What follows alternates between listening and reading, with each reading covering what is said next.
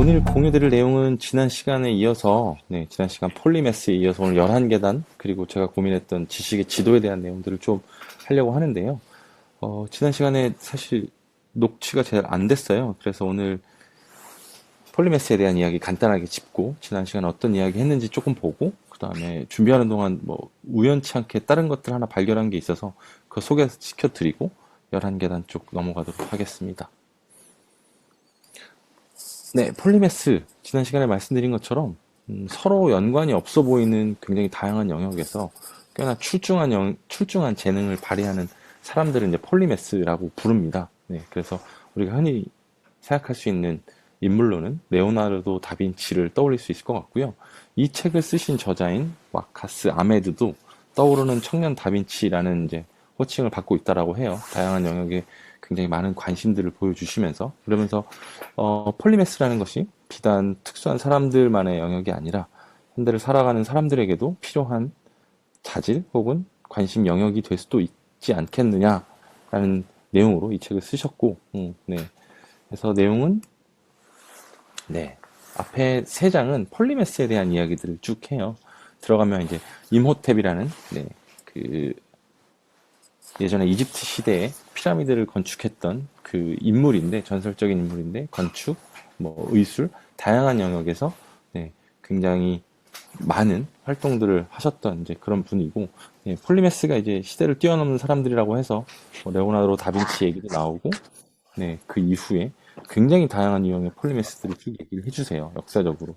저는 이 부분을 다 읽지는 않았지만, 꽤나 대단한 사람들의 이야기가 나오고, 그럼 이제 문제의식이 다음 장부터 펼쳐집니다. 그러면 왜 지금 우리는 폴리메스 같은 사람들을 많이 찾아볼 수 없을까? 어떤 것들이 이런 것들을 만들었을까? 라는 것들이 이제 주요 이슈였고, 그래서 주요 화두는 이제 점점 더 복잡해지는 시대인데, 우리가 한 영역에만 전문화한다면 과연 롱텀으로 서스테이너블하게 생존할 수 있을까? 라는 이제 질문들을 합니다.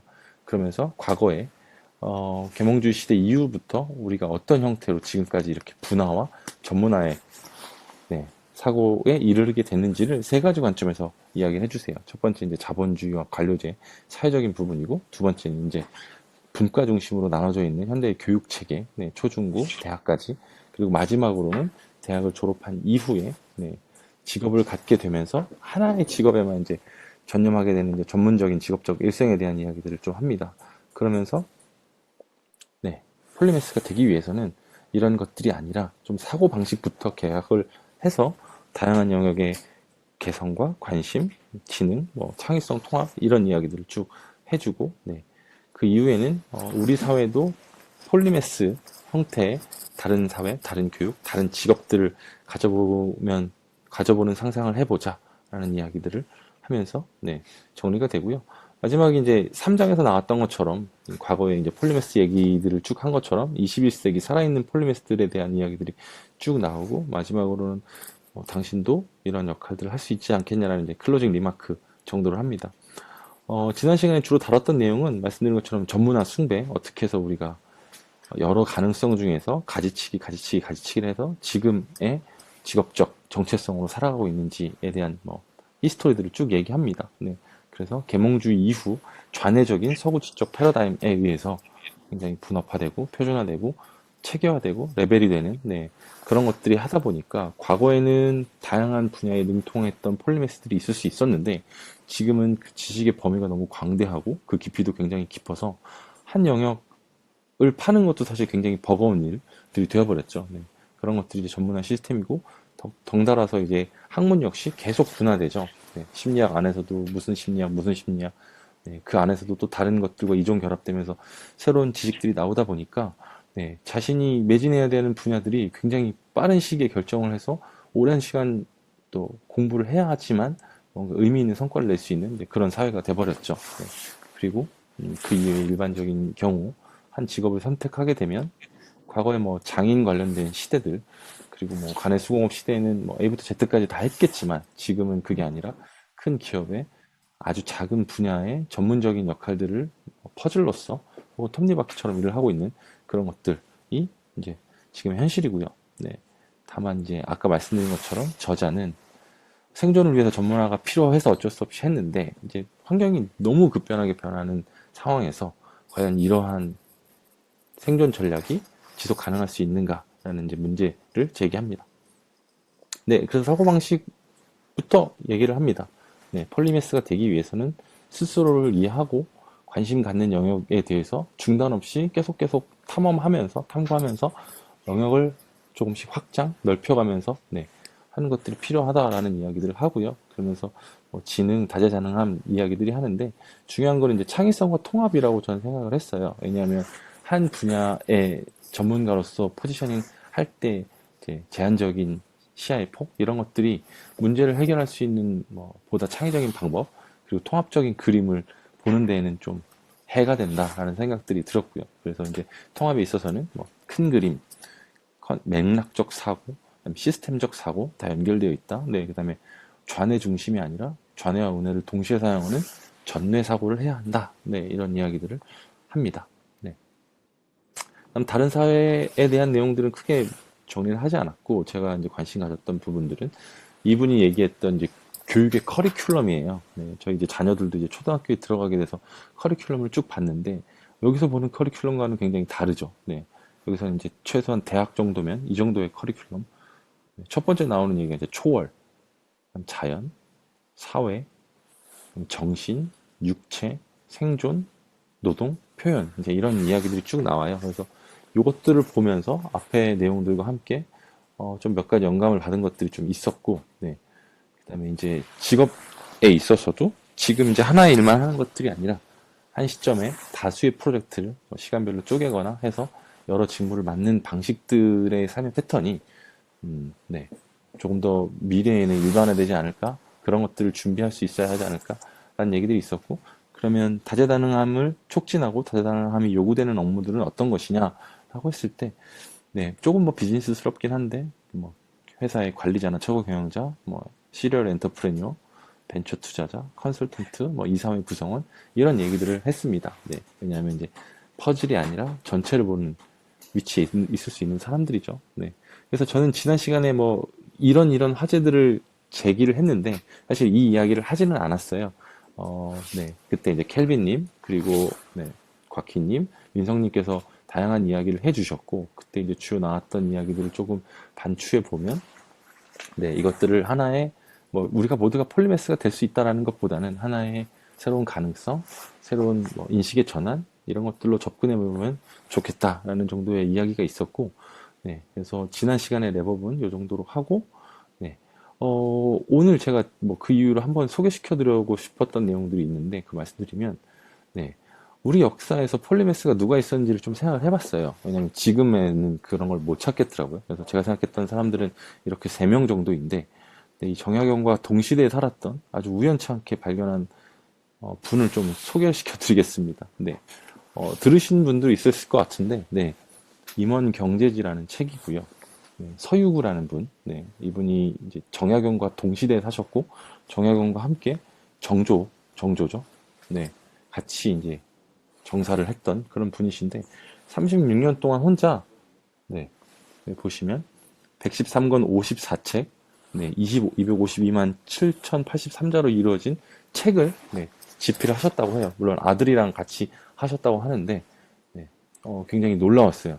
네, 그리고 당시에 이제 뭐 조선 후기의 실학 사상의 배경이 기본이겠죠. 네, 그거 하에서 네, 과거 성리학에 매몰된 선비들에 대해서 뭐 토갱지병이라고 이제 네, 비판도 하시고 본인 이제 몸소 이런 것들 하셨는데 더 흥미로운 이야기는 이 책이 워낙 양이 많다 보니까 잘 인지되지 않다 보니까 네, 번역할 사람이 없었는데 이 번역을 네, 2003년부터 여기 계신 분들이 번역을 시작해서 네, 지금까지 67권 중 12권을 실제로 번역해서 편찬을 하셨다라고 하더라고요. 그래서 우리가 잘 모르지만 우리 역사에 이런 굉장히 대단한 폴리메스가 있었구나라는 것들을 이제 새삼 알게 돼서 네, 좀 신기해서 한번 오늘 가져와 봤습니다.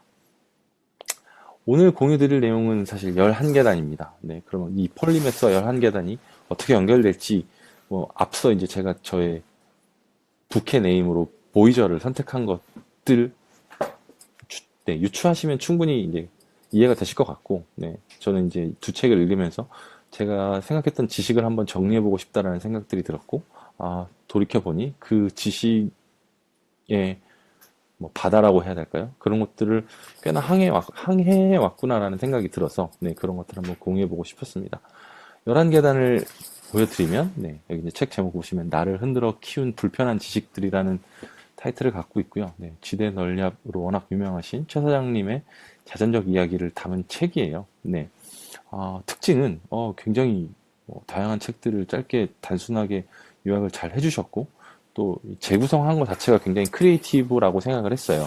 왜냐하면 하나, 그리고 그거에 반대되는 이야기, 그리고 그게 다음 계단으로 어떻게 상승되는지에 대한 이야기들을 쭉 해주시더라고요. 네. 그리고 마지막으로는 그 사이사이에 본인의 자전적 이야기가 있어요. 그래서 결론적으로는 굉장히 쉽게 이해되는 매력적 스토리였고, 네. 저는 이제 11계단을 읽고, 추후에 이제 아직 지대널을 다 읽지는 못했는데, 우리는 언젠가 만난다라는 책까지 읽어서, 이분의 굉장한 팬이 되었습니다. 네. 그래서 이 책에 대한 내용을 오늘 다 소개시켜드리진 않겠지만, 기본적인 구조는 이렇게 돼 있습니다. 네, 정말 뭐, 특별하게 어떻게 살아야 될지 모르는 고등학생 소년이 여름방학 때 죄와 벌이라는 문학을 읽고 어떻게 살아야 되는지에 대한 깨달음을 얻고, 네, 그 다음에 이제 한 단계 높아지죠. 그리고 접한 것들이, 네, 구원에 대한 부분. 그래서 읽은 책이 기독교 관련된 성서입니다. 네, 교회 관련된 성서를 다 읽고 나니까 종교에 관심이 있어서, 네, 기독교와 정반대에 있다라고 볼 수도 있고, 네, 어쨌든 이제 불교에 대한 철학도 읽게 되고, 네, 그래서 종교에 대한 것들을 다 읽고 보니 철학에 대한 관심이 있어서, 네, 자라투스트라는 이렇게 말했다. 그리고 그 이후에 여태까지는 되게 정신세계에 대한 이야기들을 하다가 이제는 조금 더 큰 우주에 대한 이야기들을 하게 됩니다. 지난번에, 네, 지대널리압 제로에서 우주에 대한 이야기가 잠깐 나왔던 것과 마찬가지로 여기서 이제 우주에 대한 이야기가 나오고요. 네, 그 다음에는, 네, 체게바라에 대한 이야기가 나옵니다. 굉장히 이상적인 삶을 살았던, 네, 육체와 뭐 추구의 현실과 이상을 동시에 살았던 이제 그런 얘기가 나오고, 그다음에 공산당 선언, 네, 이야기가 나옵니다. 네. 뭐 제가 여기 이렇게 볼드체로 쳐놓은 것들이 제가 읽었던 책들이에요. 그렇다 보니까 저도 되게 쉽게 읽을 수 있었고, 또 되게 정리를 잘하셨다는 느낌이 들었고, 다만 이제 읽지 않았던 부분, 생소한 부분들에서 이제 새로운 것들을 많이 얻었는데, 그 중에 하나가 이제 메르세데스 소사라는 분, 이 삶에 대한 영역이었어요. 이분은, 네, 아마 아르헨티나의 가수셨던 것 같은데 굉장히 목소리에 깊은 울림이 있으신, 네, 그 분이시고, 삶은 굉장히 처절했어요. 무언가 삶을 긍정할 수 있는 그런 것들이 없었던 상황에, 뭐, 네, 아르헨티나 민중 가수로서 대중들을 그 목소리로 치유하는, 네, 그런 역할들을 굉장히 오래 하셨고, 노래 가사도 삶이 굉장히 아름답다라는 이야기들을 하고 있어서, 저도 이 책을 읽고 나서 멜론에서 이제 노래를 들었는데, 거기에 이제 댓글 중에 모두들 다 11계단을 읽고 오신 분이라는 이제 글들이 있었고, 네. 네, 그 다음에 이제 삶에 대한 이야기를 하고 이제 죽음에 대한 이야기를 하더라고요. 네. 티벳 사자에서는, 네, 저도 되게 우연치 않게, 서점에서 샀지만, 앞에 조금 읽다가 다 읽지 못한 책이긴 한데, 이분이 이제 굉장히 정리를 잘 해주셔서 너무 좋았어요.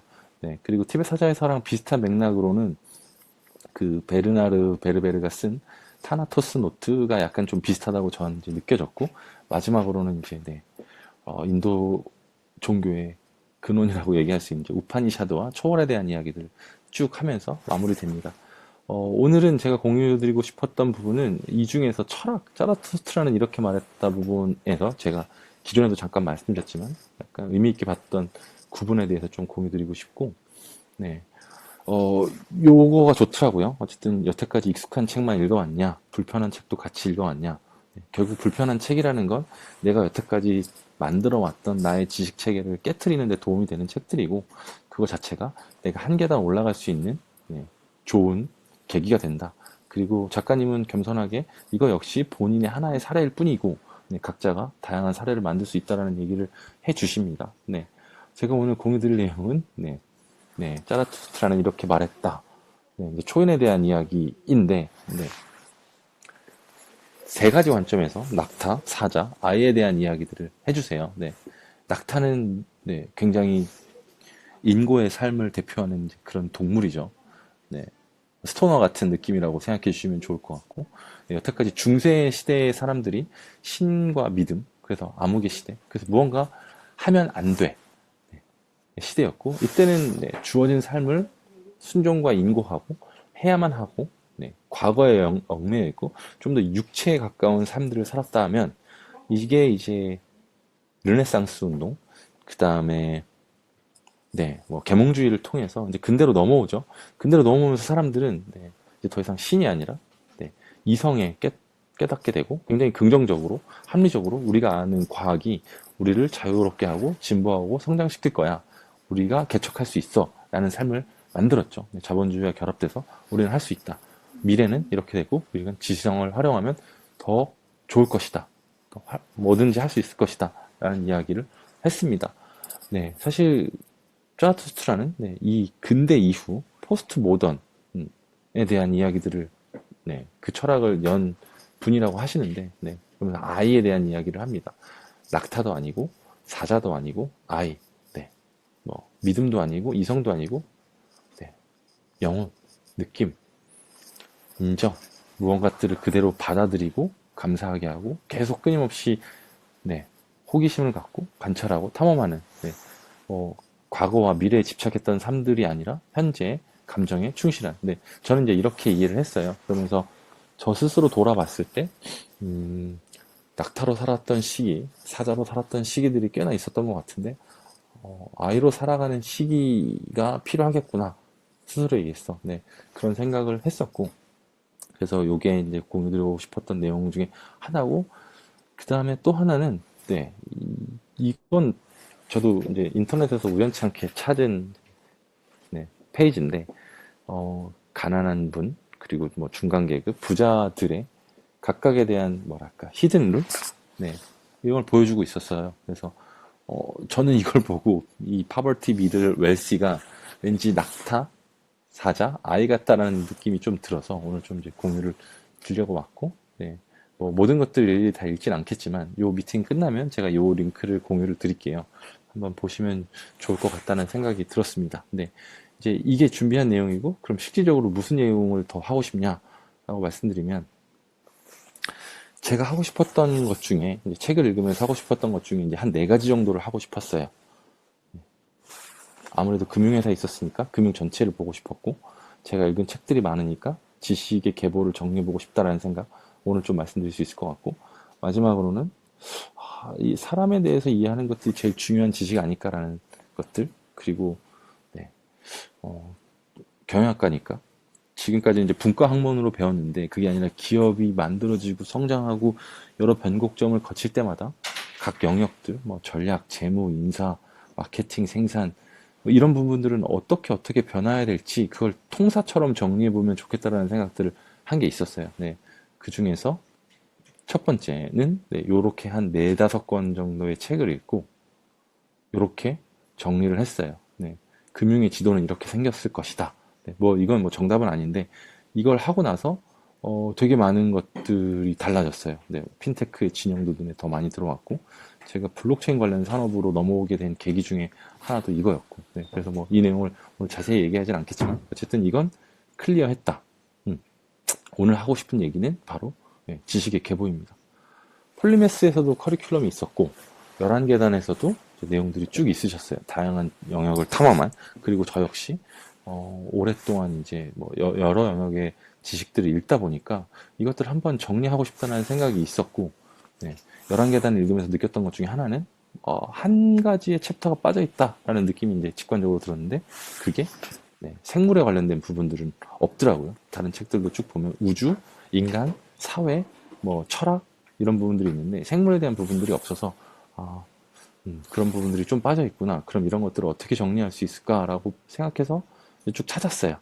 네, 뭐 위키피디아도 찾고 이런 그림도 찾았어요. 네, 여기 같은 경우에 이제 굉장히 광범위한 우주부터 아주 작은 뭐 분자 영역까지 네, formal, physics, life, social, 뭐 earth 이렇게 그래서 분과 학문들 이렇게 쭉 써놓은 글들도 있었고 네, 그거에 대비해서, 네, 이건 조금 더 형이상학적인, 애매하네요. 네, 이건 로직, 수학, 이건 가치, 네, 그다음 피지컬, 리빙, 인지, 사회, 기술, 이렇게 본 것도 있었고, 사실 다들 좀 대동소이하지만 비슷비슷하긴 해요. 이건 이제 좀 통사적 관점에서 과거 처음에 있을 때부터 어떻게 지식이 계속 이렇게 늘어왔는지를 이제 봐주신 내용이었고, 이런 형태, 또 이렇게 구로 정리하신 부분도 있었는데, 요것들이 그나마 제일 제가 생각했던 것들이랑 비슷한 것 같긴 했어요. 결국에 가운데는 슈먼이 있고, 그걸 기준으로 쭉 퍼진다.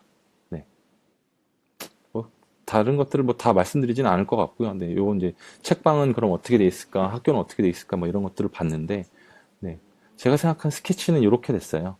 네. 결국에는, 네, 인간이 중심에 있고, 인간을 둘러싸고 있는 자연 환경들이 쭉 있고, 그리고 인간이 만들어내는 사회들이 있고, 인간의 머리에 가까운 순수와 형이상 관념의 삶들이 있고, 인간의 실제와 가까운 응용, 형이학, 뭐, 이런 영역들이 있을 것이다. 네. 그러면, 네. 이런 것들이 뭐 이런 식의 점선으로 그려질 수 있을 것 같고, 여기에 내가 읽은 책들을, 네, 다 뿌려보기 전에 우선 이렇게 뿌려볼 수 있지 않을까? 네. 이건 이제 하나의 예시일 뿐이에요. 네. 하나의 예시일 뿐이고, 네. 그냥 제가 중요시 생각했던 건 디테일보다는 전체 매핑을 어떻게 하는 축이 더 중요했던 것 같아서 이렇게 했어요. 네. 그리고 마지막으로는 제가 읽었던 영역들을 이렇게 좀 붙여봤습니다. 네. 뭐 당연히 학교 다니면서 뭐 물리, 자연, 생물 다 배우고 뭐 역사, 철학 뭐 등등등 배웠지만 여기 이제 색칠했던 영역들은 그나마 졸업하고 성인이 된 이후에 제가 관심 가져서 봤던 영역들이긴 해요. 네. 심리, 역사, 종교, 철학, 인문 이런 것들 관심이 계속 있었고 플러스 알파로 네.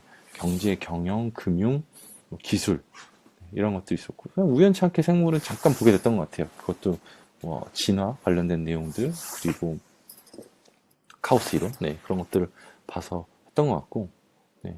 요걸 요렇게 붙여봤어요. 사실 가장 아름다운 그림은 이렇게 뭔가 별이 되기를 바랬는데, 네, 그렇게까지는 되지 못했고, 네, 어쨌든 이렇게 쭉 했고, 네, 제가 이거를 하게 되니까 좀, 뭐, 좋았던 점은 여태까지 읽었던 책들을 돌아볼 수 있는 계기들이 됐던 것 같아요. 네, 그래서, 나의 관심사는 어디 쪽으로 점점 더 몰려가고 있구나라는 것들을 볼 수 있었고, 반대로는, 나는 이런 쪽에 대해서는 정말 모르는구나라는 것들도 또 알 수 있게 돼서, 네, 다음에 뭐 탐험할 목적지를 정하는데도 좀 도움이 되겠더라고요. 네. 그래서 제가 준비한 내용은 이제 이 정도이고요. 네, 뭐 사실 하나씩 다 같이 짚으면 좋겠지만 오늘 이제 제가 해보고 싶었던 내용들은 뭐 이 정도였어요. 뭐 정답이 있는 건 아니고, 네, 나는 어떤 책들을 읽어왔지, 나는 어떤 관심사를 갖고 있지, 어떤 여정을 가고 싶지, 네, 뭐 이런 내용이었습니다. 그래서 제가 준비한 내용은 이제 여기까지이고, 오늘, 네, 뭐 여러 가지 다루고 싶었던 영역 중에서 각자 이제 좀 이것들 들으시면서 느끼는 것들 좀 자유롭고 편안하게 이야기해보면, 네, 괜찮지 않을까라는 생각이 있습니다. 네. 우선 이 정도로 마치도록 하겠습니다. 네, 수고하셨습니다.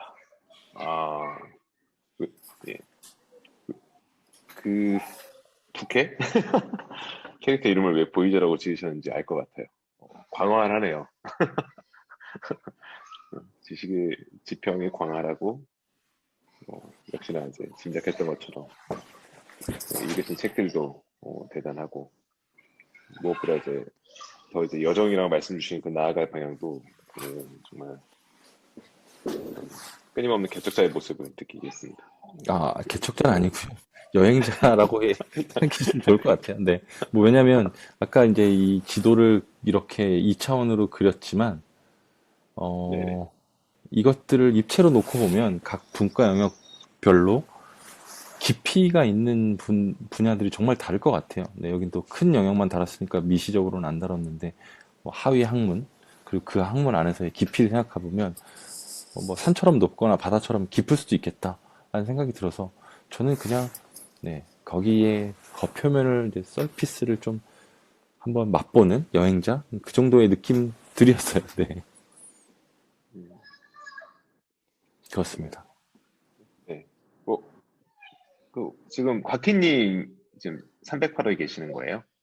네, 저 혼자 있습니다. 아, 혼자, 아, 민성님 못 어, 오셨군요. 네, 예, 못 민서님 오실 것 참석 못 같다고 해서. 하시고, 네, 네. 저도 지금 집에 있고, 그러네요. 곽희님 지금 어떠셨는지, 말씀 한번 해주시는 걸로 가면 어떨까요? 아, 네. 되게 재밌게 잘 들었고, 캐나랑 디데너비아 저 요즘에도 듣거든요. 그래서 음, 캐나랑 얘기가 나와서 되게 재밌었는데, 아까 그 지도를 보는데 되게 나는 어느 영역을 좀 만져봤을까를 생각하는데 되게 너무 작은 것 같은, 몇 개 없는 것 같은 거예요. 되게 의식적으로라도 되게 다양한 책을 보고 좀 불편하더라도 다양한 정보를 받으려고 노력은 하는데 아직 멀었구나라는 생각을 했습니다. 네, 뭐 그런 느낌을 드리려고 했던 건 아닌데, 네, 저도 네, 네, 자기 처음에 반성이요. 아니요, 예, 저도 처음에 이제 그 현대카드에 입사하고 기업문화팀에 왔을 때는 정말 아무것도 몰라서 그냥 기업 문화 관련된 책들을 막 읽다 보니 거기서 이제 뭐 심리, 조직 뭐 그런 쪽들로 파생이 됐던 것 같아요. 네, 그래서 처음 시작을 하게 되면 그쪽 이제 책 뒤에 있는 참고도서 문헌들을 읽어가면서 영역들이 조금씩 조금씩 넓어지지 않았나? 네, 라는 생각도 들고, 음, 네, 그렇습니다. 제가 화두거리가 되게 애매한 컨텐츠를 갖고 오긴 했네요. 네, 우려했던 바가 이러지는, 네, 아닙니다. 네, 근데 뭐 이제 좀 자유롭게 말씀 주신 거 가지고 떠오른 생각을 얘기를 해보면, 그러니까 저는 이 오늘의 이야기가 원래 폴리메스라는 책에서 시작을 했고, 그 폴리메스가 얘기하는 바가 어떤 전문화로 가는 것이 어떤 지식의 발전이라고 얘기했는데, 잠시만요.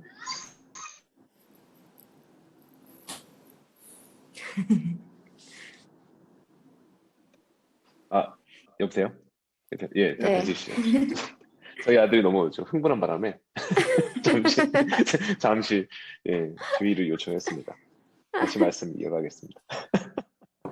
이게 원래 이제 폴리메스에 대한 얘기였는데, 이제 폴리메스에 대한 말씀을 주셨을 때, 전 이렇게 이해했어요. 그러니까 어떤 지식이 깊게 들어가는 영역을 이제 정해서 그런 전문화로 가는 것이 발전의 방향이다라고, 사실 알게 모르게 우리 모두가 그렇게 세뇌되어 왔지만, 사실은 지식이라는 것은 넓이도 있다.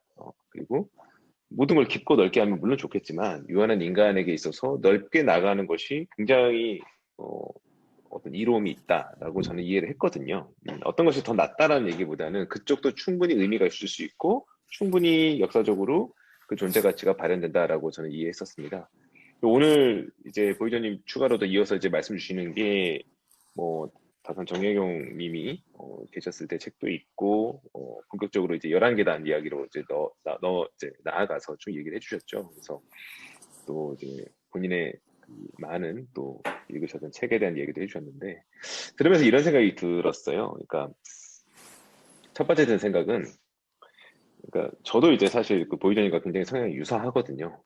좀 다양한 거 좀 관심이 있고, 좀 이렇게 얕고 넓게, 그러다 보니까 지대너배학을 딱 들었을 때 이건 내가 좋아할 수밖에 없는 떤 컨셉이다 이해했던 것 같은데, 어느 순간 어느 날 이런 생각이 들더라고요.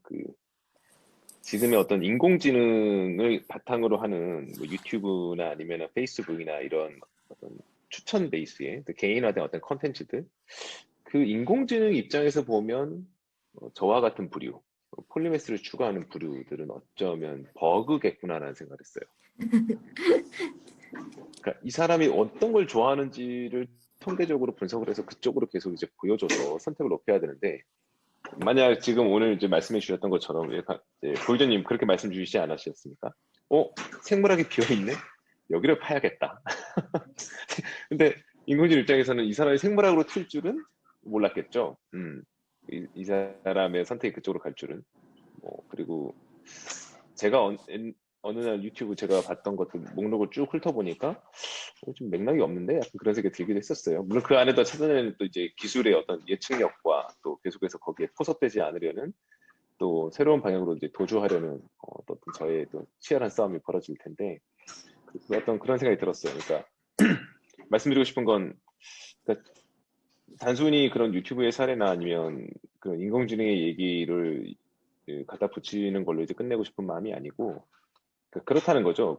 결국 이 모든 게 다 어떤 지식이라는 것이 저는 하나의 산업일 수도 있고 경제라고 생각할 수도 있는데 그 모든 것들이 어느 한쪽의 편향성으로 가기를 유도하고 또 그 편향성으로 갔을 때 돈이 된다는 거죠.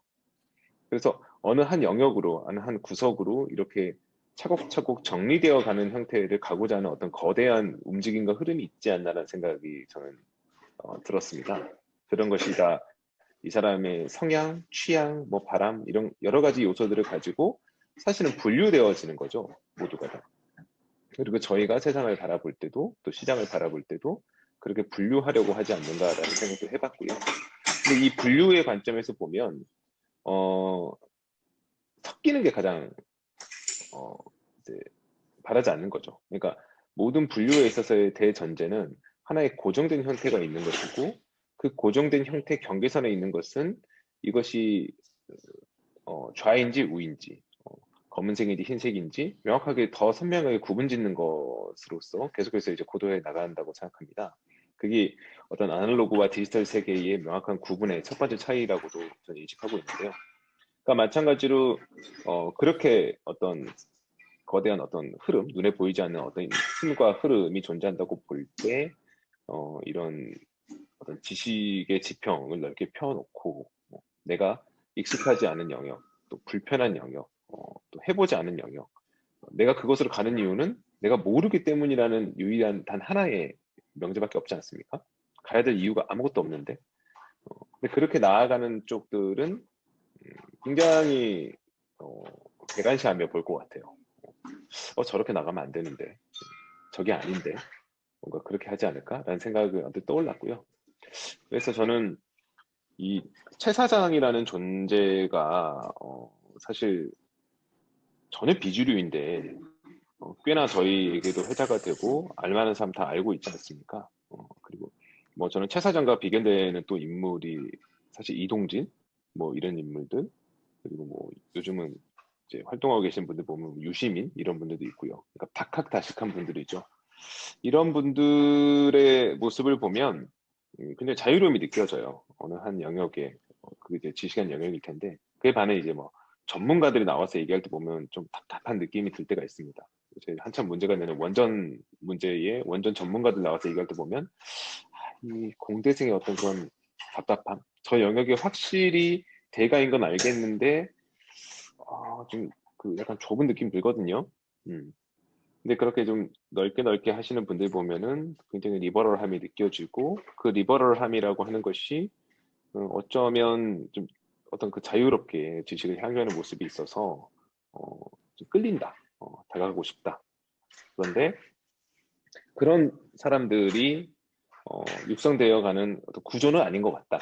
우리가 살고 있는 이 어떤 커리큘럼도 거쳐왔던 커리큘럼도 그렇고 저희가 살고 있는 이 세상의 지향성도 그렇고 그런 거를 이제 확대하는 방향이 아니고 오히려 반대 방향이 더 크구나. 그래서 투철하게 레지스탕스 같은 마음으로 살아야겠다는 생각도 또 겸하게 됩니다. 네. 근데 그런 점에서 굉장히 좀 흥미로웠습니다. 네. 그리고 뭐 추가적으로 드리고 싶은 그런 느낌은 네, 지도가 그려지니까 좀 이제 펼쳐지더라고요. 그래서 아까 말씀하신 것처럼 좀 덜 답답한 느낌? 그리고, 저쪽에는 저런 것들이 있겠구나. 도서관 같은 느낌들이 좀 들었어요. 네, 모르는 것들에 대해서, 뭐, 도서관에는 이미 책이 있으니까 그 책을 가서 꺼내서 읽고, 뭐, 익히고 하면 이제 시간의 문제지. 모르는 영역을 너무 두려워할 필요는 없겠구나. 네. 뭐, 물론 뭐, 처음부터 잘하는 사람은 아무도 없으니까 시간이라는 건 당연히 필요하겠지만, 과거에는 이제 관심 없고 모르는 부분들을 의도적으로 차단을 했거나 뭐 무의식적으로 뭐 깊게 듣지 않았던 경향도 있었던 것 같은데 그런 것들이 조금은 달라진 것 같아서 네, 어, 네, 좀 자유롭게 여행을 더 해보면 좋겠다라는 생각들을 했고 이거 꼭 비단 책에 대한 부분은 아닌 것 같아요. 왜냐하면 요즘에 이제 유튜브도 그렇고 넷플릭스도 그렇고 볼 수 있는 컨텐츠의 뭐 폭들이 워낙 넓으니까 네, 그 안에서도 네, 비단 뭐 생각이나 사상을 책으로만 봐야 되는 건 아니니까 네, 거기서도 이런 것들을 고려해보면서 다양한 영역을 탐험해보면 어떨까라는 생각들이 들었습니다. 네. 네. 그 11계단이 오늘은 사실 어떻게 보면 고이더님이 책을 두 권을 사실은 연달아 진행해 주시는 거죠. 폴리메스와 11계단. 굉장히 잘 연결되고 또 맥이 닿는 선정이라고 생각합니다. 11계단 얘기 나오니까 최사연 얘기를 자연스레 하게 되는데 음, 저도 이제 지대너비학 제로라는 걸 몇 개월 전에 이제 진행을 했었고 팟캐스트도 즐겨 들었었고 요즘은 좀 다른 것들 듣느라고 유튜브로 옮겨지는 잘 안 듣고 있고요. 근데 전 최 사장에 대해서 제가 이제 좋은 얘기는 이제 많이 했으니까 뭐 완벽할 수는 없죠. 최 사장 그리고 지대너비학 또 이런 내용들 보면은 제가 느꼈던 약간 갈증들 그 전에도 한번 얘기 나왔던 것 같습니다. 그러니까 최 사장이라는 인물이 갖는 굉장한 능력은 이 방대한 지식을 굉장히 이해하기 쉽게 간명하게 딱딱딱 이제 정리해 나가는 건 발군인 것 같아요. 그리고 전혀 관련성이 없어 보이는 막 인도 철학과 뭐 현대 철학의 연관성을 짓는다든가 이런 것들 정말 훌륭하고 멋지다고 생각합니다. 근데 또 한편으로는 최 사장이 그게 있는 것 같아요. 그러니까 자기 생각에 맞춰서 어떤 내용들을 어, 재조합하는 힘이 전 굉장히 강하다고 생각하거든요.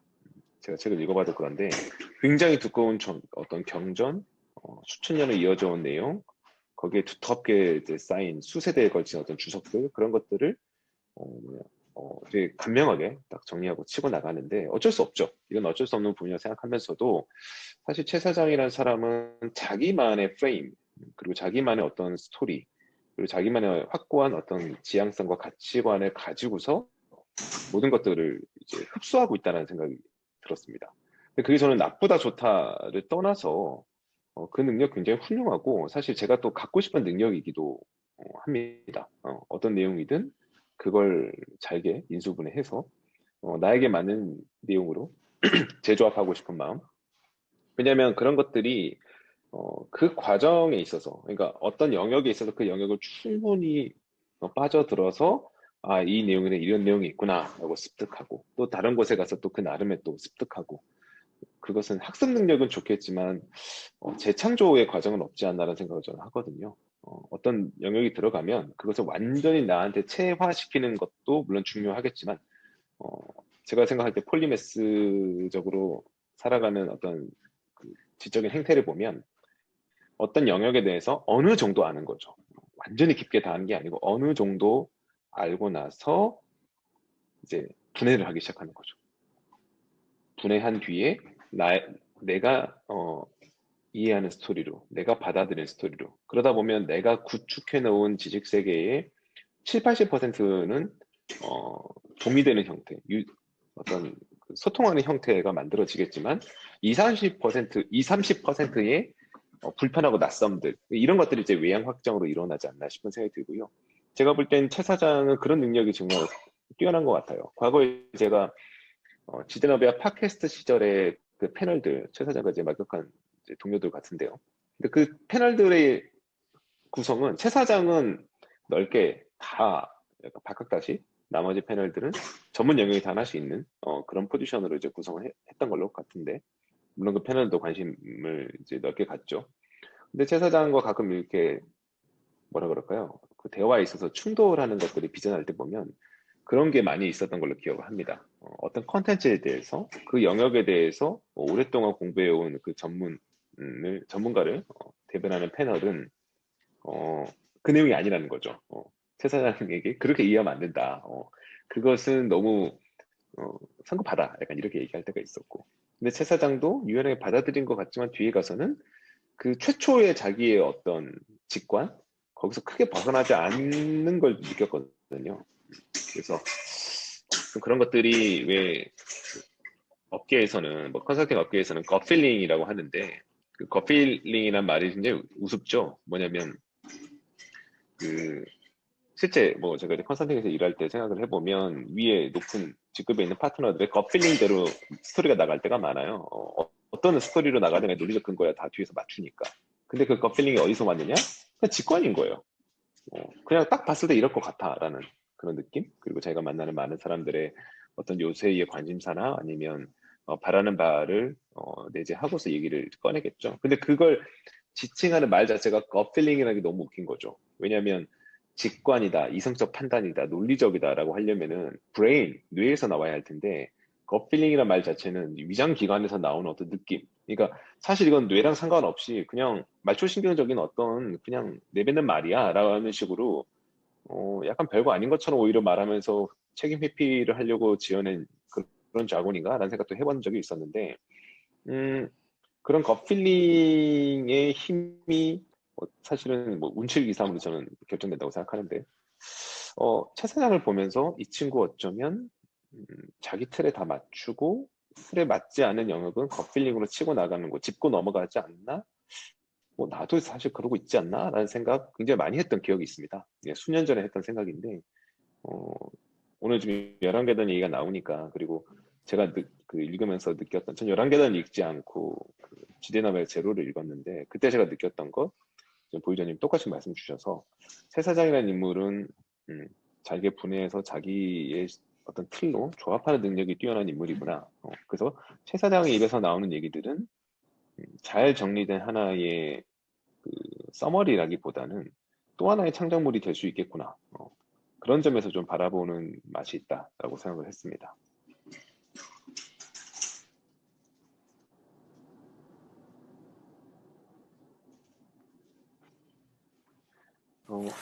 네, 곽희님은 어떠세요? 곽희님 얘기를 한번 들어봤으면 좋겠어요. 네, 왜냐면 좋습니다. 곽희님이 또 최 사장님의 그냥 큰 팬으로서 얘기를 여러 번 좀 말씀 주셨기 때문에 저는 최 사장 팬이 많긴 한데 책도 좋아하고 유튜브도 매주 챙겨보고 하긴 하는데 근데 켈빈님이 무슨 말씀하신 건지는 알 것 같아요. 저는 비슷하게 약간 그런 생각을 많이 했거든요. 들으면서. 그러니까 물론 되게 배울 것도 많고 들으면은 얻을 것도 많고 약간 좀 지평이 넓어지는 그런 게 있긴 한데 너무 단순화해서 가지치기를 너무 많이 해버려가지고 딱 정말 그 가운데 있는 거 핵심만 딱 말해주고 끝나니까 이게 듣는 사람 입장에서는 그거를 곡해해서 받아들일 수도 있어서 위험할 수 있겠구나라는 생각을 가끔 하기는 해요. 근데 또 이렇게 본인 컨셉 자체가 그렇게 아무 이쪽 그 인문학 쪽에 지식이 없는 사람들한테 아주 기초적인 지식을 주는 것을 본인 컨셉으로 하다 보니까 뭐 일부러 더 단순하게 가려고 일부러 그런 것 같기도 하고, 근데 장점도 있고 그런 위험한 점도 있는 것 같아요. 약간 좀 본인이 그러니까 듣고 그분의 얘기를 듣고 다, 저렇구나라고 다 흡수한다기보다는 본인이 스스로, 저거는 재밌는 얘기지, 맞는 말이지. 근데 이쪽 거는 뭐 내가 더 파보고 더 찾아봐야겠다. 약간 이렇게 본인 스스로 중심을 세워서 더 공부하고 생각할 수 있으면 큰 도움이 될 것 같고, 그냥 단순하게 받아만 들이면은 좀 어느 순간에는 위험해질 수도 있겠다라고 생각합니다. 하지만 팬입니다. 저도 팬입니다. 존경합니다, 전 최사장님. 예. 네, 저도 이제 비슷한 느낌들인데 약간 그 설민석 강사님이랑 약간은 비슷한 결도 있지 않나라는 느낌이 좀 들어요. 맞아요. 왜냐면 뭐 요약을 굉장히 잘해주시고 흥미를 잘 이끌어주시는데 이제 설민석 강사님 이야기를 들으면 막 너무 재밌는데 다 듣고 나면 뭐지? 이렇게 안 남는 것들이 좀 있잖아요. 그러니까 흥미롭게 막 역사를 이야기로 풀어주셨는데 그래 뭐 누구 나쁜 놈 어쩌고 저쩌고 저쩌고 하고 이제 끝났는데 중요한 게 뭐지? 라고 했을 때 그런 전문가분들, 역사학자들이 뭐 주장하는 이 사건은 이렇게 해석해야 된다는 그런 핵심들이 좀 덜 남는다는 느낌이 좀 들더라고요. 그래서 네, 자라투스트라는 이렇게 말했다는 한번 다음에 한번 직접 읽어보려고요. 근데 다른 책들 요약본으로 뭐 좀 맛을 봤으니 처음부터 너무 어렵다라기보다는 아 이런 이야기가 나오겠지라는 예고편을 본 느낌으로 네, 그렇게 한다라고 하면 네, 최 사장님의 역할 의미는 충분하지 않을까라는 생각은 듭니다. 네, 근데 또 디테일이 있어야지 또 사람마다 느껴지는 게 또 다를 테니까요. 맞습니다. 근데 저는 네, 예, 네. 화키님 말씀하시죠. 예, 예, 예. 아, 네. 인문학이 근데 그래서 쉬운 것 같으면서도 어려운 것 같아요. 그러니까 내용을 정확히 전달하고 내가 정말 받아들여서 내 것으로 만들어서 한 단계 성장시킬 수 있을 만한 얘기를 해주면서 또 재미도 있어야 되는데 그 중간을 잡는 게 인문학은 사실 어떻게 보면 좀 보이지 않는 이야기들이잖아요. 보이지 않는 것들에 대한 얘기잖아요. 철학도 그렇고 뭐 그 외의 것들도 그렇고. 그래서 인문학이 그 양쪽을 다 같이 잡고 가는 게 되게 힘든 것 같아요. 너무 진지하면은 재미가 없어지고.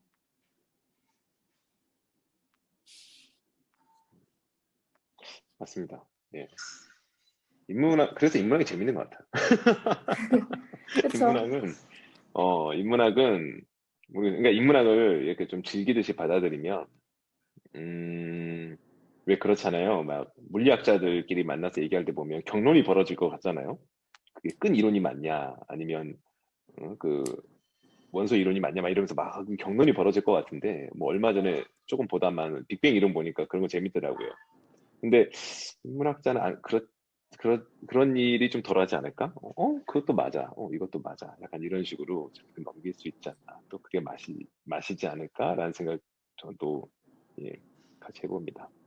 음, 근데 저는 방금 제가 이제 최 사장님의 그런 어떤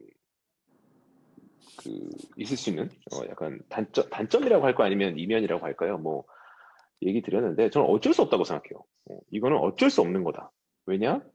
지금 저희가 폴리매스적인 어떤 지적 사고, 그다음에 지식의 어떤 추구를 얘기하고 있지 않습니까? 넓게 나가는데 한정돼 있잖아요, 모든 게. 그러니까 이 넓게 이제 섭렵한 지식을 가지고 나만의 어떤 스토리를 뻗어나갈 때, 정신분열적으로 저는 얘기를 할 수는 없다고 생각해요.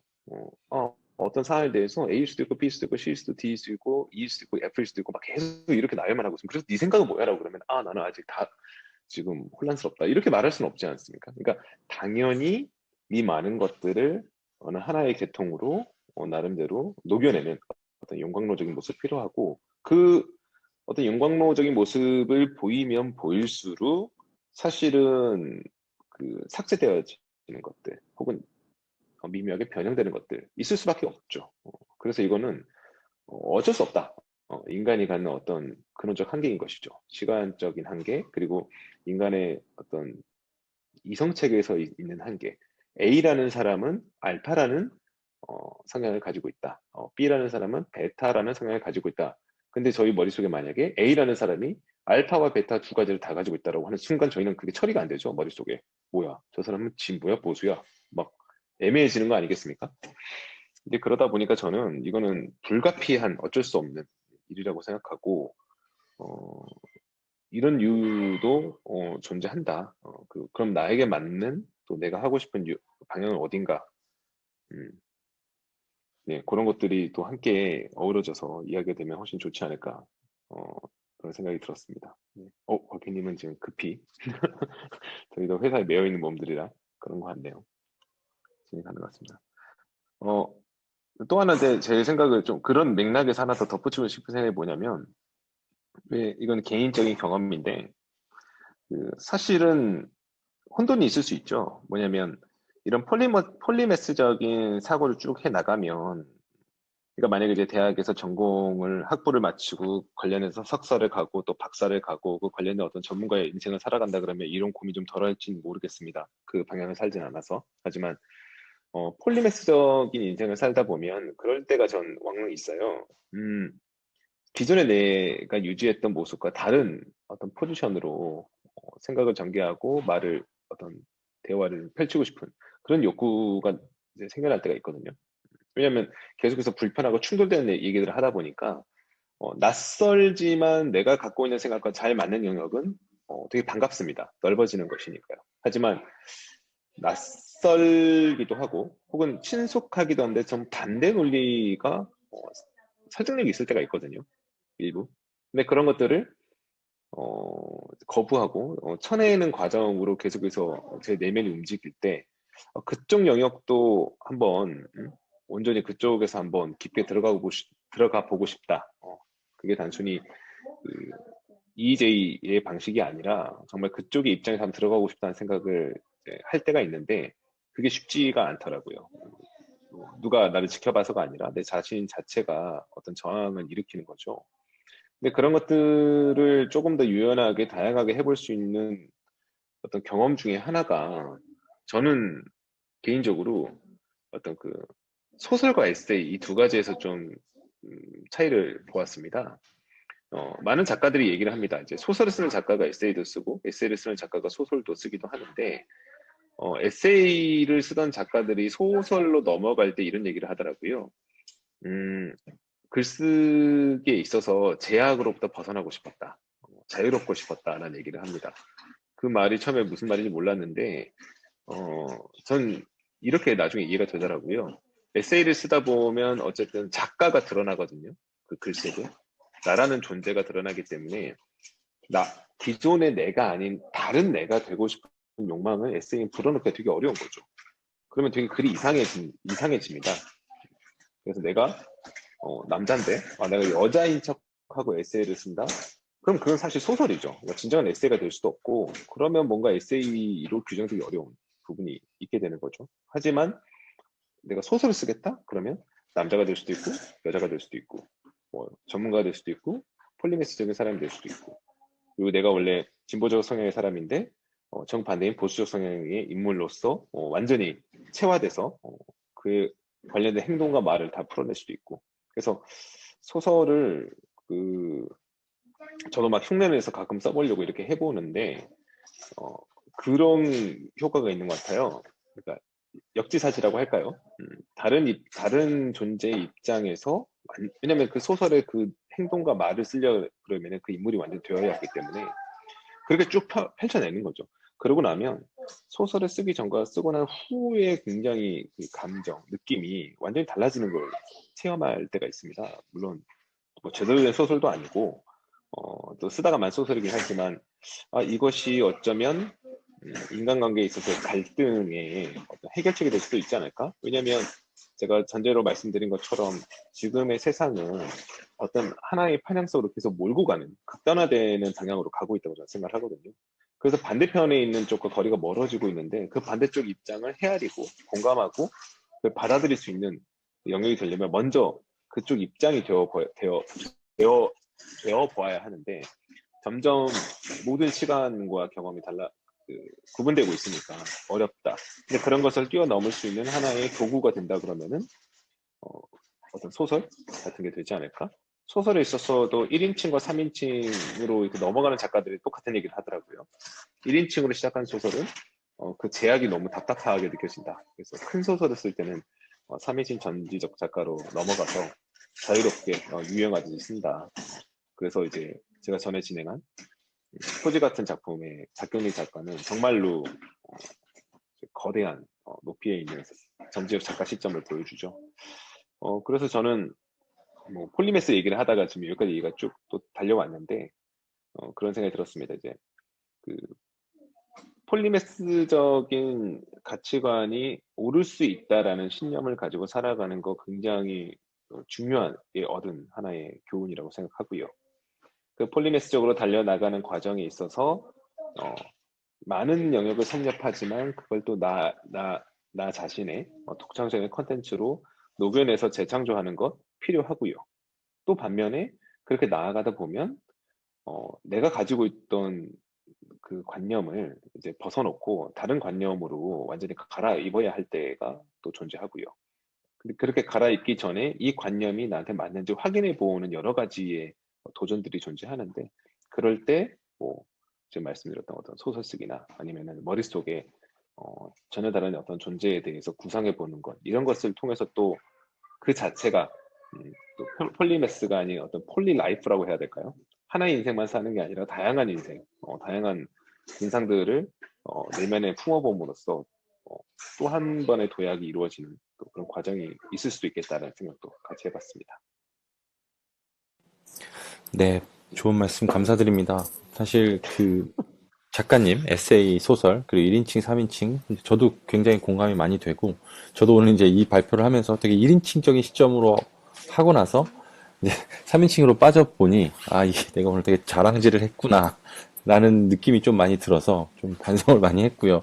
다음번에는 좀 더 담백한 이야기들을 요약하거나 좀 캐주얼한 주제들을 다루면 좋겠다는 생각을 했어요. 네. 그리고 뭐 그냥 하나 더 의견을 드리면 네, 되게 폴리한 삶이 과연 가능할까라고 생각했을 때 네, 가능할 수 있을 것 같아요. 그냥 순간순간 어떤 정체성으로 살아갈지 스스로 결정하고 선택할 수 있으면 네, 그런 삶이 될 수 있다라고 생각이 들고 네, 그래서 요걸 준비하는 과정 속에서는 계속 보이저로 살았습니다.